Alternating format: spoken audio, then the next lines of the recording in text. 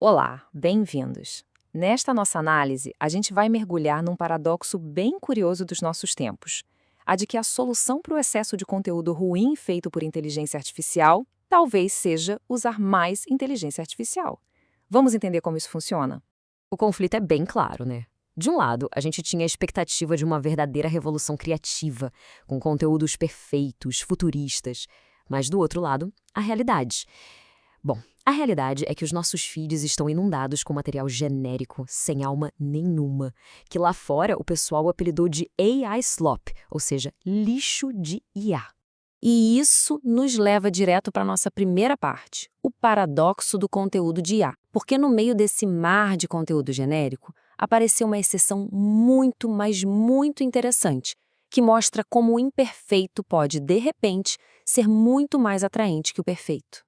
Um exemplo que ilustra isso de forma brilhante são os vídeos do cientista Richard Feynman. Uma IA simula a voz dele explicando física, só que com a estética de propósito, assim, de baixa qualidade. O som parece que está saindo de uma fita cassete velha, a imagem é só uma foto parada, sabe? Cria um estilo que é nostálgico e, ao mesmo tempo, totalmente artificial. E o ponto-chave é exatamente esse aqui. A lógica diria que a IA deveria ser usada para criar animações limpinhas, perfeitas.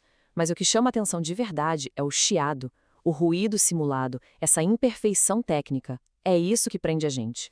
Agora, vamos tentar entender a raiz desse problema. Na nossa segunda sessão, a matemática do chato, a gente vai investigar por que o conteúdo de IA, que foi treinado com textos escritos por gente, soa tão pouco humano.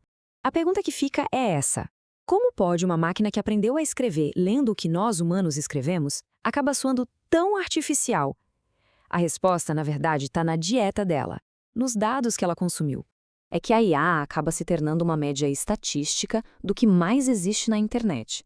E o que é isso? Conteúdo corporativo, artigos otimizados para mecanismos de busca, aquele texto sem sabor. E diferente de uma pessoa que economiza palavras, para a IA gerar texto não custa nada. Então ela é prolixa, ela enche de clichês do tipo jornada fascinante. E para piorar, ela é treinada para ser sempre educada, segura e, o principal, para nunca ter uma opinião de verdade. Essa limitação toda acaba ficando quase cômica quando a IA tenta ser o que não é.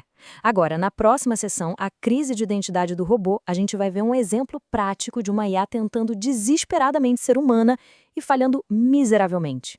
Aconteceu o seguinte: pediram para a IA escrever um roteiro sem clichês. O resultado foi um desastre. A máquina, tentando soar humana, começou a criar umas metáforas completamente sem pé nem cabeça, super complexas. A conclusão foi que, quando a IA tenta parar de ser um robô, ela não vira uma pessoa. Ela vira uma caricatura. Fica a lição: um tom humano de verdade, direto ao ponto, precisa de controle manual. E essa frase aqui ilustra o problema de forma perfeita. A IA soltou a pérola: imagens banhadas em óleo de soja digital. Quer dizer, que ser humano falaria uma coisa dessas? Isso mostra uma falta de noção completa de como a comunicação natural realmente funciona. A questão é que a comunicação humana eficaz, na maioria das vezes, não é cheia de firulas. Ela é direta, é seca, é focada em levar uma ideia do ponto A para o ponto B sem desvios. Quando a IA tenta ser criativa, ela exagera e acaba se perdendo no meio do caminho. E tudo isso nos traz a conclusão mais irônica e pragmática possível. Depois de identificar todos esses problemas, qual foi a solução encontrada? Pois é, usar um robô para lutar contra um exército de robôs. O plano é bem surpreendente, a ideia é criar um novo canal usando justamente uma ferramenta de IA para fazer os vídeos. Ué, mas depois de tanta crítica, por que voltar para a mesma tecnologia? A resposta está no como ela vai ser usada. O segredo todo está numa mudança de mentalidade.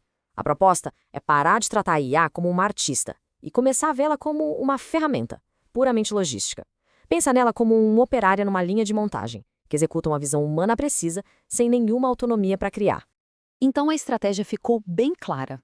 O objetivo não é criar uma obra de arte, mas sim passar uma ideia de forma crua, direta. A IA, autonomia zero. Ela não inventa nada, não dá opinião, a pessoa entra com a ideia e com a curadoria e a máquina só faz o trabalho repetitivo de montar o áudio e o visual. O resultado que se espera com isso é um conteúdo objetivo, sem enfeites, sem metáforas e, claro, livre do tal lixo de IA. E é com essa questão que a gente encerra essa análise. Talvez tenha chegado a hora de parar de esperar que a IA seja uma grande artista e começar a usá-la pelo que ela realmente é de melhor. Uma ferramenta extremamente poderosa, mas que precisa de um propósito e, principalmente, de uma direção que seja claramente humana.